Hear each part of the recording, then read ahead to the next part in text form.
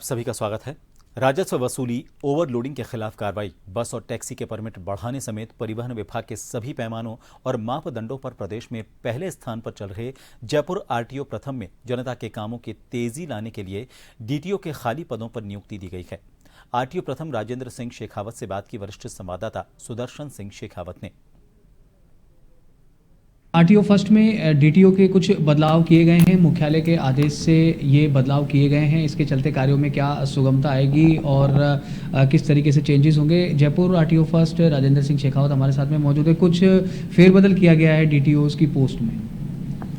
हाँ, ये सही है कि कुछ खाली पद थे और खाली पदों की कार्य व्यवस्था दी गई है। बेसिकली जब पद खाली होता है तो वर्क जो एफिशिएंसी है वो अफेक्ट होती है, तो उसको दूर करने के लिए हमारे यहाँ दो इंस्पेक्टर थे, उनको डीटीओ के चार्ज दिए गए हैं और एक राजीव विजय जी थे, उनको टैक्सी का चार्ज दिया गया है। जी, तो ये जो कुछ रद्दोबदल हुआ है, इससे किन किन लोगों को, या फिर हम कहें कि आरटीओ फर्स्ट में जो कौन कौन से काम ऐसे लंबित थे जिसमें फ़ायदा हुआ?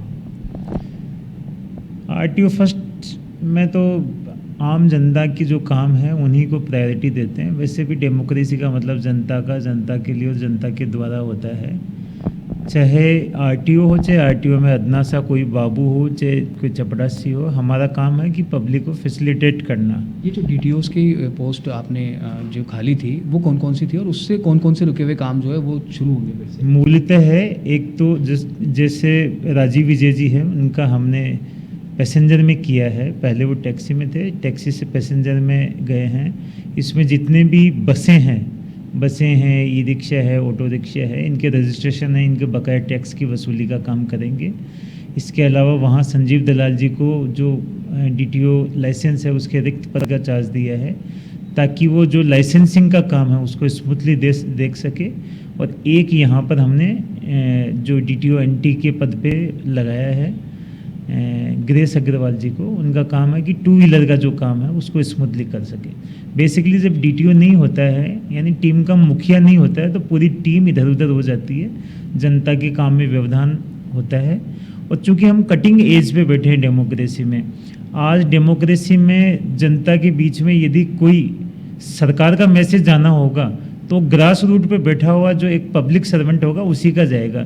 यदि आरटीओ का बाबू या आरटीओ का डीटीओ या इंस्पेक्टर या आरटीओ खुद यदि पब्लिक के काम नहीं करता है और पब्लिक से यदि वो मतलब पब्लिक से संपर्क नहीं करता है, पब्लिक की सुनवाई नहीं करता है और समस्याओं का निस्तारण नहीं करता है, तो सरकार का मैसेज गलत जाता है।